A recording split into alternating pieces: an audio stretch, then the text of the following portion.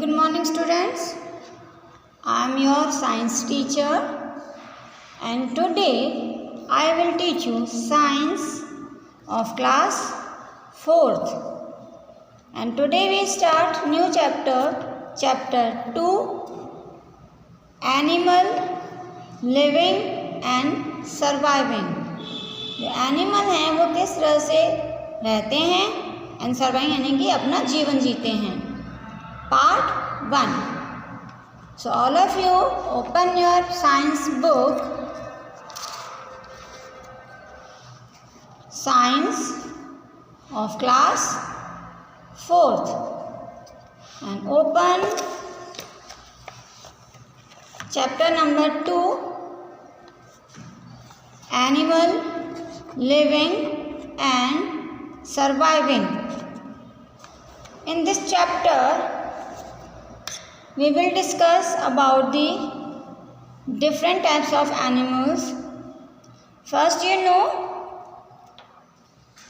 animals are found all over the world. हमारे world में हर जगह हमें एनिमल्स दिखाई देते हैं. एनिमल्स हमें कहाँ कहाँ दिखाई देते हैं बच्चों? पानी में, ऑन लैंड में ज़मीन पर, ऑन हिल्स यानी पहाड़ों में, इन सी समुद्र में एंड एटसेट्रा. और अलग अलग जगह पर हमें एनिमल्स दिखाई देते हैं. The natural surroundings where animals and live is called its habitat. कि जिस नेचुरल सराउंडिंग्स में एनिमल्स रहते हैं उस प्लेस को हम उनका हैबिटाट कहते हैं. देखिए, जो लिविंग थिंग्स हैं यानी कि जो एनिमल्स हैं वो जिस जगह पर रहते हैं उनके रहने की जगह अलग अलग होती है, तो उनकी कंडीशन भी अलग अलग होती हैं, क्योंकि हर एनिमल हर जगह पर नहीं रह सकता. कुछ एनिमल्स ऐसे होते हैं जिन्हें गर्म जगह पर रहना सही होता, मतलब वो गर्म जगह पर रह सकते हैं. अगर उन्हें हम ठंडी जगह पर ले जाएं तो वो वहाँ नहीं रह सकते. और जो एनिमल ठंडी जगह पर रहते हैं वो गर्म जगह पर नहीं रह सकते. मीन्स डिफरेंट एनिमल्स के जो हैबिटाट्स हैं वो डिफरेंट होते हैं और उनकी जो कंडीशन होती हैं, लिविंग कंडीशन, वो भी डिफरेंट होती हैं. अब कोई एनिमल्स जिस जगह पर रहता है वो उसी सराउंडिंग्स के अकॉर्डिंग अपने आप को चेंज करता है, यानी अपनी रहने की जो तरीका है उसे वो चेंज करता है. उसे हम अडेप्टेशंस कहते हैं. कि कुछ एनिमल्स होते हैं जो अपने आप को जो आसपास की जो सराउंडिंग्स होती हैं, जो एटमॉस्फेयर होता है उसके अकॉर्डिंग वो चेंज करते हैं और वहाँ पर रहते हैं, तो वो रह लेते हैं. लेकिन कुछ एनिमल्स ऐसे होते हैं जो अपने आप को सराउंडिंग के अकॉर्डिंग चेंज नहीं कर पाते, तो वो उनकी डेथ हो जाती है, वो नहीं जी पाते. तो इस तरह से हमने एनिमल्स को डिफरेंट ग्रुप्स में डिवाइड किया हुआ है कि जो एनिमल्स अपने आप को सराउंडिंग्स के अकॉर्डिंग चेंज कर लेते हैं और वहाँ पर इजीली रह लेते हैं, उन्हें कोई प्रॉब्लम नहीं होती. तो उनमें इस तरह के फीचर्स होते हैं, यानी कि इस तरह उनके जो बॉडी है उनकी बनावट इस तरह से होती है कि वहाँ के इन्वायरमेंट में वो अपने आप को मतलब सेट कर लेते हैं, अपने आप को चेंज कर लेते हैं. अब फर्स्ट कैटेगरी इज बैकबोन. तो सबसे पहले हम बैकबोन के बारे में पढ़ेंगे. देखिए, बैकबोन का मतलब होता है जो जैसे हमारे बैक में बीच में बोन होती है, गर्दन से लेके नीचे तक, जिसे हम रीढ़ की हड्डी कहते हैं, वो होती है हमारी बैकबोन. कुछ एनिमल्स में बैकबोन होती है और कुछ एनिमल्स में बैकबोन नहीं होती. तो सबसे पहले हम डिस्कस करते हैं कि बैकबोन जिन एनिमल्स में होती है। तो देखिए, जिन एनिमल्स में बैकबोन यानी कि रीढ़ की हड्डी होती है उन्हें हम कहते हैं वर्टिब्रेट्स। वर्टिब्रेट बच्चों किन्हें कहते हैं? जिन एनिमल्स की बॉडी में बैकबोन होती है यानी रीढ़ की हड्डी होती है। जैसे आप अपने पीछे बैक में हाथ लगा कर टच करके देखो, बीच में आपको बोन्स महसूस हो रही है, गर्दन से लेकर नीचे तक बिल्कुल बीच में सेंटर में जो बोन जाती है एक बड़ी सी, वो होती है हमारी बैकबोन, जिसे हम रीढ़ की हड्डी कहते हैं। तो इसी तरह से बोन एनिमल्स में भी होती है, बिल्कुल बीच में, सेंटर में, मिडल में। तो उन एनिमल्स को हम वर्टिब्रेट कहते हैं।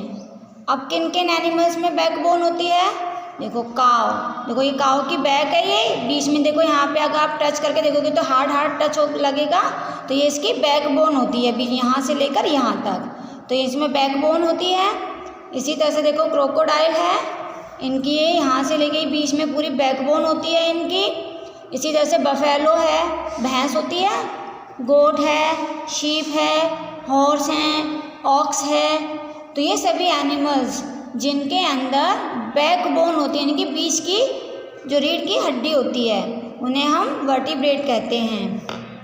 एग्जाम्पल मैंने आपको अभी नाम बता दिए, बहुत सारे इन सभी एनिमल्स में होती हैं, आप याद कर लीजिएगा बैकबोन किस में होती है। Cow, buffalo, goat, sheep, horse, ox, lion, tiger, इन सभी में बैकबोन होती है। तो ये कौन से एनिमल हैं जिनमें बैकबोन होती है?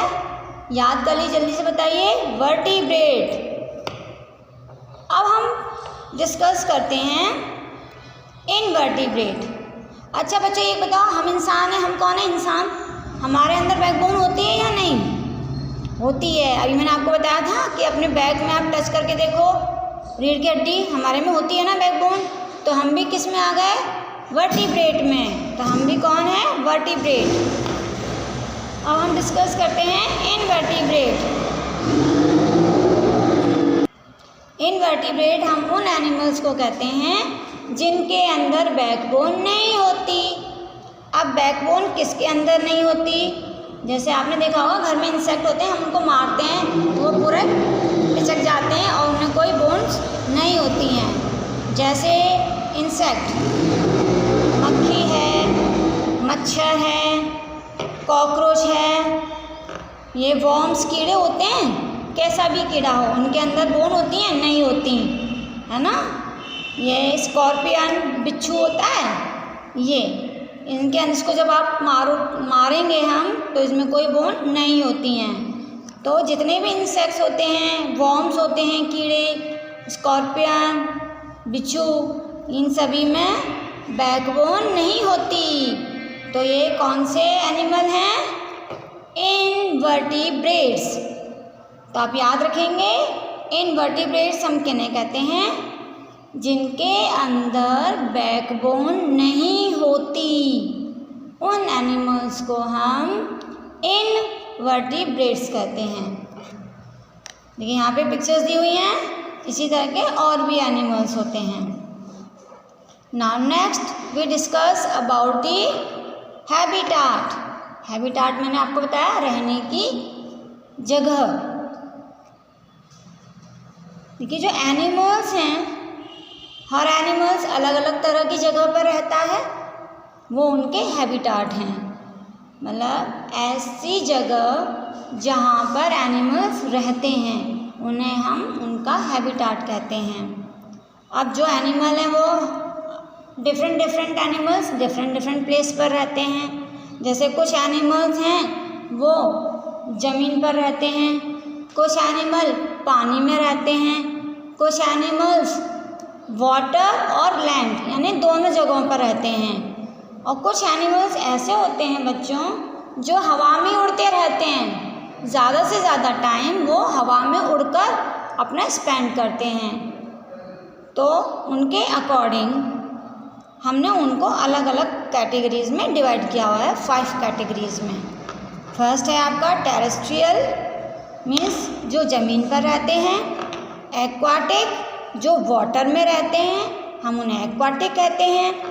एम्फीबियन जो दोनों जगहों पर रहते हैं, वाटर में भी और लैंड पर भी, मीन्स ज़मीन पर भी।